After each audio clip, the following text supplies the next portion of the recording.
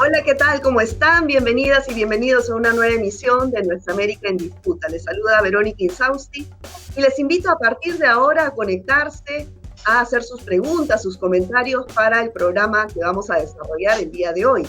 Se trata de la sexta cumbre CELAC.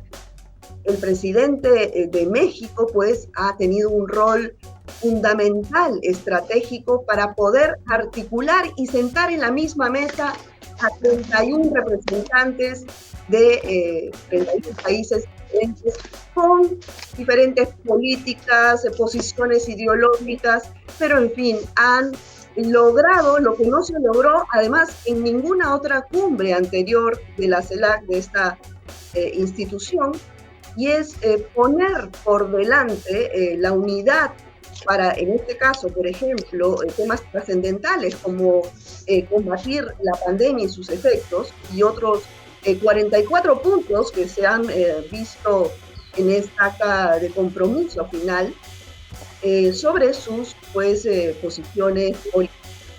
Para conversar sobre estas conclusiones que se dieron en la CELAC, en la sexta cumbre, y la viabilidad, sobre todo, de algunas de estas propuestas y compromisos, vamos a conversar con dos activistas políticos sociales que estuvieron justamente en México participando de esta cumbre. Ellos son Aida Mocha García Naranjo desde Lima y Jorge Coronado desde Costa Rica. Muchas gracias a ambos por estar aquí.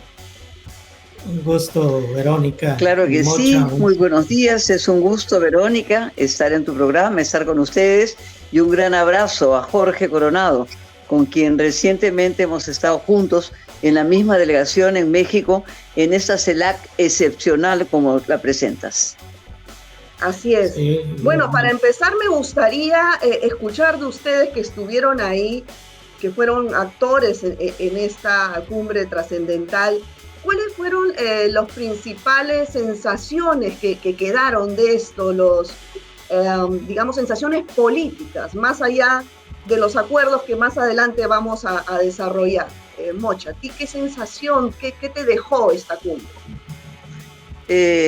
Me parece lindísima tu pregunta, porque indudablemente hacer referencia a los 44 acuerdos sería un lugar común, porque están puestos en blanco y negro, son muy importantes, son un salto cualitativo en los pronunciamientos. Pero la sensación es que nuevamente todos los pueblos de América Latina y el Caribe estábamos unidos. El rol que ha cumplido México para darnos esa percepción, porque muchas veces pues la percepción es la verdadera interpretación de la realidad. Entonces la sensación es una sensación muy buena de fraternidad, de camaradería, de amistad, de acercamiento, de volver a recuperar un espacio pues que no se había respondido en los años, y en ese sentido que tenemos que destacar el papel de México, no solamente del presidente Andrés Manuel López Obrador, sino además del canciller mexicano, que ha cumplido un rol fundamental. Porque, como tú bien dices, es un encuentro con percepciones diferentes, con propuestas ideológicas diferentes, con posibilidades. La labor política, la labor diplomática, la labor de la Cancillería, cumplida por el canciller mexicano, es de destacar, es de respaldar, es de reconocer, y por supuesto México ha sido un escenario central para este momento de percepciones tan buenas. Jorge, ¿qué hechos políticos podrías resaltar tú en esta cumbre? Mira, a mí me parece, Verónica, y un abrazo a Mocha, como siempre, previamente, a mí me parece que lo que está diciéndonos la cumbre de la CELAC es que esa pequeña ola de restauración conservadora en América Latina, que fue estos últimos 4 años, esa ola restauradora, conservadora, empieza a revertirse.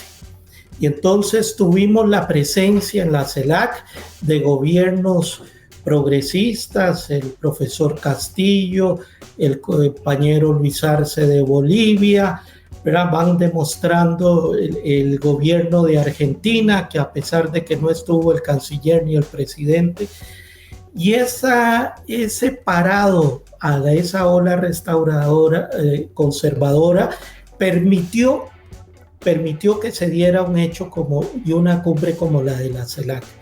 En los 4 años anteriores hubiera sido imposible, y este es el dato político más relevante de que la correlación de fuerzas vuelve nuevamente a cambiar a favor de las fuerzas progresistas, de las fuerzas de la inclusión, de las fuerzas de izquierda, vuelve a cambiar en América Latina. Ahora, respecto a estos 44 acuerdos que se pusieron en blanco y negro, como dice Mocha, y bueno, y tengo entendido que además demoraron 6 meses en conciliar sobre estos acuerdos, ¿no? ¿Cuáles consideran ustedes que son los más relevantes y sobre todo viables? Mocha, tú tienes la palabra. Por supuesto que sí. En primer lugar, sí, claro. En primer lugar, indudablemente ha habido un trabajo del conjunto de las cancillerías de América Latina y el Caribe.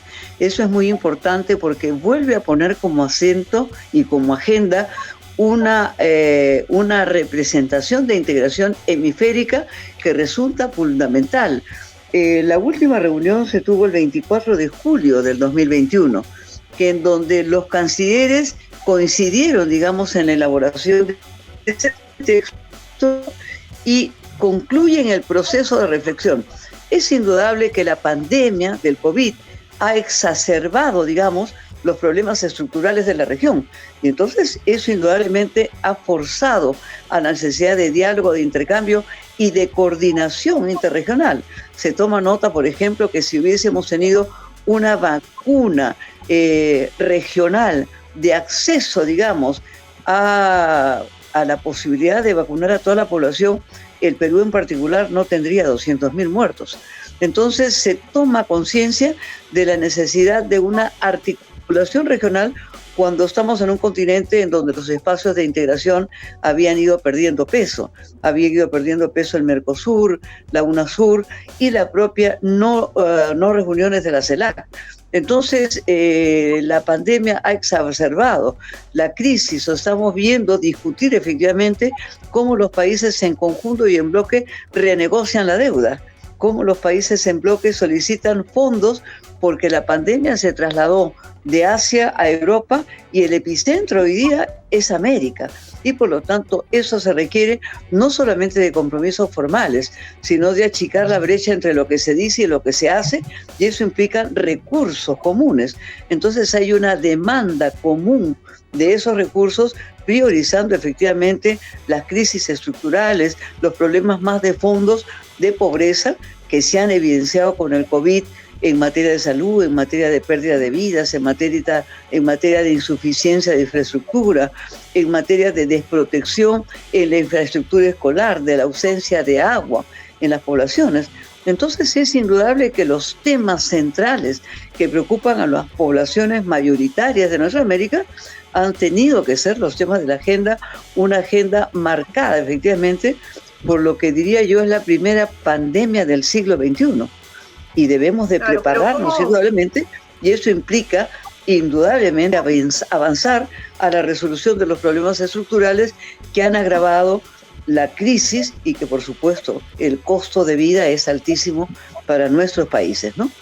Sí, Jorge, y ese compromiso político, ¿cómo viabilizarlo, ¿no? ¿Cómo fortalecer la institucionalidad de la CELAC para que finalmente se concrete este trabajo articulado de toda América Latina y el Caribe en el tema concreto, por ejemplo, de las vacunas?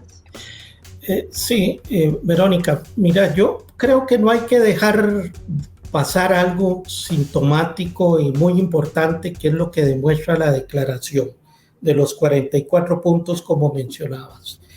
Hay un ámbito político, habla de la necesidad de la integración, de ratificar que América Latina siga siendo una región de paz, de oponerse a las medidas unilaterales de sanciones como política diplomática. Es decir, hay una ubicación política importante.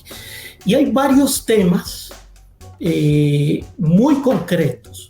Está lo de las vacunas, pero está también crear una industria farmacéutica propia en América Latina que le haga contrapeso a las farmacéuticas multinacionales que han demostrado para el sur, África, Asia y América Latina las implicaciones de ese monopolio transnacional farmacéutico con las vacunas, ¿verdad? Donde tenemos esas cifras desproporcionadas de que en el sur está en promedio cubierto el 20-30% de la población, en el norte están en los 70% y los que no se quieren vacunar pero tienen todo el acceso, incluso hablando ya de una tercera vacuna. Está también el tema del cambio climático que hemos vivido, Centroamérica, donde yo provengo, con las inundaciones, con los huracanes, toda esa vulnerabilidad ambiental. Plantea una propuesta sobre cambio climático muy importante e incluso le plantea en el medio de la pandemia, como decía Mocha, de organismos multilaterales como el Fondo Monetario Internacional, le señala todo lo que tiene que ver con una nueva arquitectura financiera y además con los derechos especiales de giro que sean utilizados para ayudar a la gente, para salvar a nuestros países. Pues no es un documento cualquiera de 44 puntos que fueron hechos para llenar el papel, sino que se marca una línea de trabajo que ahora sí habrá que garantizar una reinstitucionalización orgánica de la CELAC con una Secretaría General, con una presidencia operativa, una Secretaría General que garantice la relación y la puesta en marcha de estos planes establecidos en esta declaración.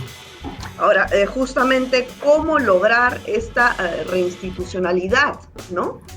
Mocha, yo, sé que tú tienes mucha experiencia ya en el UNASUR social, en el Mercosur social, incluso durante la gestión de Samper se lograron, avanzar en estas políticas públicas gracias también a las organizaciones sociales que apoyaban y iban articuladas a nivel regional. Este es un planteamiento que se ha dado también, ¿no?, en esta sexta cumbre, que es gestionar la CELAC social. ¿Qué tan fácil, qué tan viable puede ser esto y cómo ayudaría a que justamente estos compromisos se concreten a través de una institucionalización o fortalecer esta institucionalidad? Claro, sobre la institucionalización, dando continuidad a la intervención de Jorge y a tu pregunta, efectivamente se ha discutido el proceso de institucionalización, lo cual es muy importante porque recordemos que era una CELAC que estaba suspendida, que no estaba funcionando, y de ahí que la presidencia pro tempore de AMLO resultó fundamental para este proceso de retomar la dinámica de funcionamiento regular, y de ahí todas las sesiones de los años 20 y 21. Es decir, no estamos solamente ante un hecho puntual, esta actividad del del fin de semana pasada, del 18 de septiembre en México. Ya venía un proceso de estos 2 años durante la presidencia.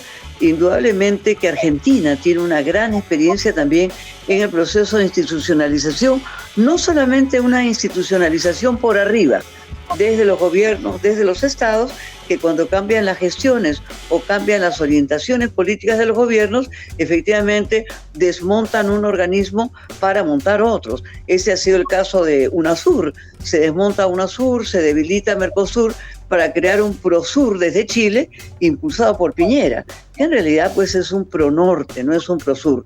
Entonces, para hablar de la institucionalización vamos a hablar en 2 dimensiones. En la dimensión desde arriba, desde los estados, desde los gobiernos, que indudablemente es imprescindible, pero una institucionalidad también desde abajo.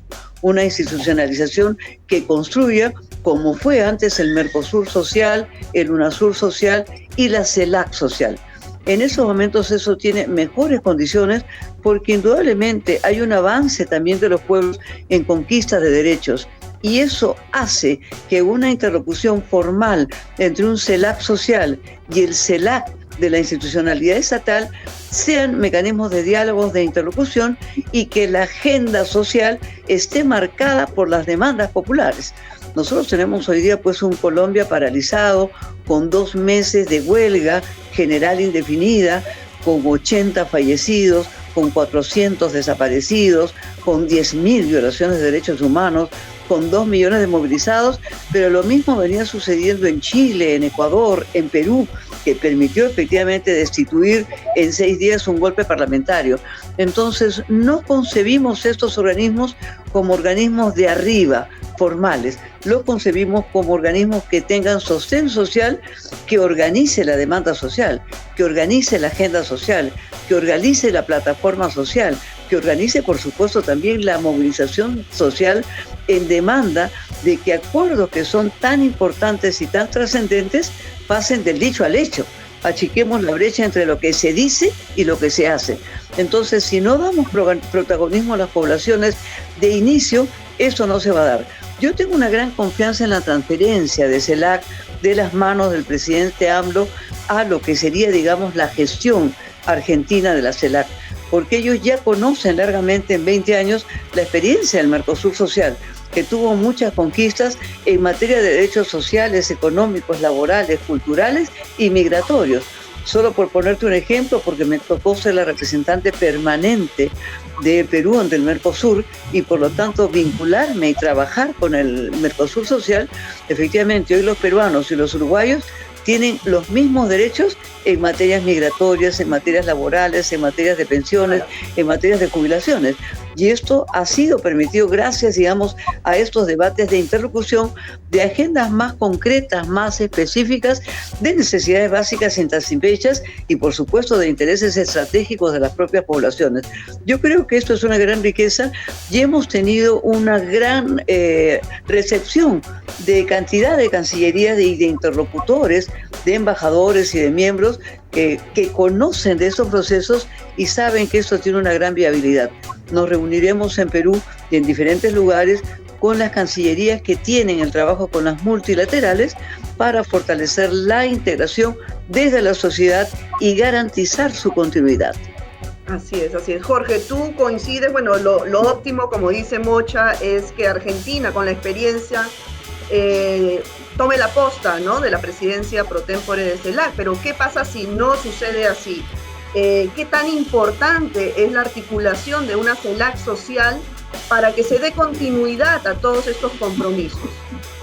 Sí, hay varias tareas que quedaron pendientes en México para la reinstitucionalización de la CELAC. Una de ellas es consolidar y formalizar la próxima presidencia pro tempore de la CELAC, que se ha planteado sea Argentina. Esperemos ahora con el cambio y la reestructuración del gabinete argentino, Argentina se vuelva a tomar ese dinamismo en el marco de la CELAC para consolidar ese tránsito. En los próximos meses, los últimos meses de este año, según nos decían diversas cancillerías, estará la hoja de ruta para consolidar eso.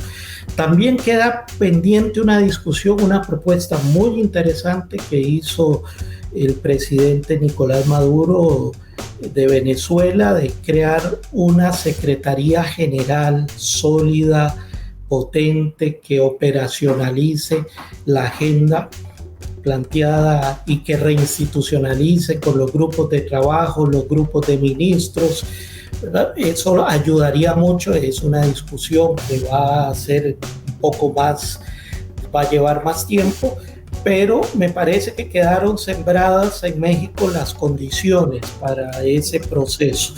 Yo incluso, Verónica, no me plantearía ni siquiera esa posibilidad que has señalado de que qué pasa si no se consolida. Yo apuesto a que se consolide. Y algo muy importante, entre las reuniones que tuvimos con cancillerías y con presidencias, una frase que a mí me quedó marcada fue en la reunión con el profesor Castillo, presidente de Perú, cuando nos dijo: se requiere que la CELAC se llene de pueblo. Y eso efectivamente es lo que hay que apostarle, que no sean espacios nutridos de tecnócratas, ¿verdad?, sino espacios donde este pueblo diverso de la región, que tiene rostros muy distintos, esté también representado, y eso es lo que le apostamos con el tema de la CELAC social. Efectivamente, Argentina con toda la experiencia del Mercosur, Sudamérica con toda la experiencia de UNASUR en términos de crear una institucionalidad de esos esfuerzos de integración para que haya participación social, va a ayudar a que esta propuesta que estamos haciendo desde diversas organizaciones sociales y que fuimos a sembrar la semilla en México con las delegaciones de los gobiernos, de que es necesario que la CELAC tenga esa instancia. Yo repetí varias veces que esta no es una idea nueva, la planteamos desde el tiempo del presidente Rafael Correa. No dio el plazo, no dieron los plazos para materializarlo, pero ahora hay que retomar de que haya esa institucionalidad de los movimientos, de la sociedad civil, que podamos poner también nuestra propia agenda, ¿verdad?, ahí de interlocución con los gobiernos. Así es, porque los gobiernos pasan, pero las organizaciones sociales son permanentes, ¿no?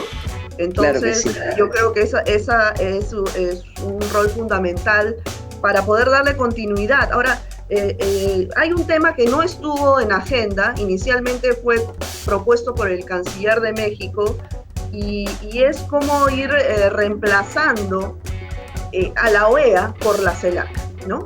Bueno, no en esas palabras, pero ese era el fondo del asunto. Ahora ¿ese es viable en este momento cuando la CELAC recién se está recomponiendo, en proceso de fortalecimiento? ¿Es posible, ¿no?, la alternativa real de suplantar a la OEA, o momentáneamente tendrían que coexistir los dos organismos en paralelo? Mocha, ¿tú qué consideras al respecto? Bueno, yo considero que aún es pronto para decir que se va a producir un reemplazo, ¿no? Objetivamente, esto tendría que ser un proceso. Yo he conversado en un debate con iniciativas de la sociedad civil discutiendo estos temas ya, y efectivamente hay mucha preocupación por mantener, por ejemplo, el acervo legal que la OEA ha construido en estos años, ¿no? Que eso no se pierda, y efectivamente hemos dicho, ¿no?, que tenemos que poner por delante una voluntad de integración en donde seamos un bloque regional dentro de un mundo multipolar, y que efectivamente recuperar estos acervos legales que representan la Corte Interamericana, la Comisión Interamericana, son fundamentales en materia de la conquista de derechos y de la justicia supranacional que vamos a tener que defender, ¿no? Yo creo que hay mucha experiencia en el espacio que hay en CELAC como para ir avanzando, como dice bien Jorge en la frase de una hoja de ruta que nos permita, digamos, ese nivel de trabajo. Hoy por hoy, efectivamente, habrá que producir un diálogo. Hay quien señala que el presidente Castillo no debió ir a la OEA. Yo particularmente considero que se convirtió en una necesidad. En tanto tenemos una comisión en el Congreso peruano planteando que las elecciones nacionales del 2021 fueron fraudulentas, y por ese motivo lo consideran un presidente ilegítimo y se camina hacia el proceso de la vacancia. Entonces hemos tenido nosotros los observadores internacionales, entre ellos la OEA, que han contribuido a legitimar el proceso de triunfo de Pedro Castillo, porque recordemos que vivimos una especie de ilegítima, ilegal e inconstitucional tercera vuelta, en donde seguimos teniendo un núcleo que perdió las elecciones, que sigue sin aceptar los resultados electorales y pretende efectivamente declararlos fraudulentos, y tiene instalada una comisión en el Congreso en donde son mayoría nacional. Entonces, hoy por hoy, el Perú tenía que afirmarse necesariamente poniendo el pie en los dos espacios, ¿no?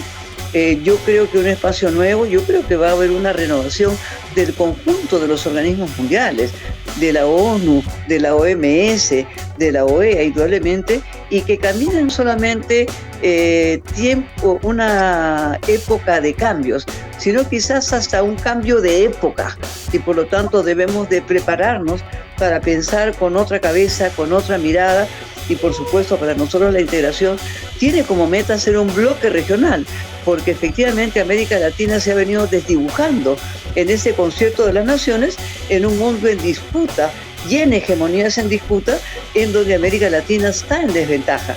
Necesitamos nosotros fortalecer ese espacio en la lógica de ser un bloque regional dentro de un mundo multipolar que busque un nuevo protagonismo de América Latina. Es en ese sentido, indudablemente, que la CELAC es relevante, porque la OEA finalmente está del lado de uno de los polos hegemónicos, sin permitir necesariamente un protagonismo diferenciado de América Latina y el Caribe como espacio autónomo, como integración de los pueblos, como integración efectivamente que busque una independencia frente a esta disputa efectivamente que se produce a nivel de poderes hegemónicos que descolocan a la América Latina, ¿no? Yo creo que tenemos que incorporar a toda América Latina a la discusión global. Nosotros estamos avanzando a una época de cambios y a un cambio de épocas, como yo más bien le llamo, y creo que tenemos un compromiso serio con discutir las alternativas globales en donde buscamos un nuevo protagonismo para América Latina y el Caribe. Así es. Jorge, ¿tu opinión? Sí, Verónica, te quería decir, yo pienso que aquí esta no es una discusión fácil. El tema de que quítate tú para ponerme yo no es la salida. No, la CELAC es una instancia de integración de los países de América Latina y el Caribe. Y hay otra discusión en dos direcciones. Una dirección es cuál es el tipo de relación que el continente tiene que hacer con Estados Unidos y Canadá, por un lado. Y por otro lado, ¿qué es de la OEA lo que tenemos o se debe modificar y cerrar? Porque yo creo que la línea esa injerencista, golpista, de sanciones, de persecución política en función de la apuesta ideológica, eso hay que acabarlo, y lamentablemente la OEA históricamente ha sido principalmente eso.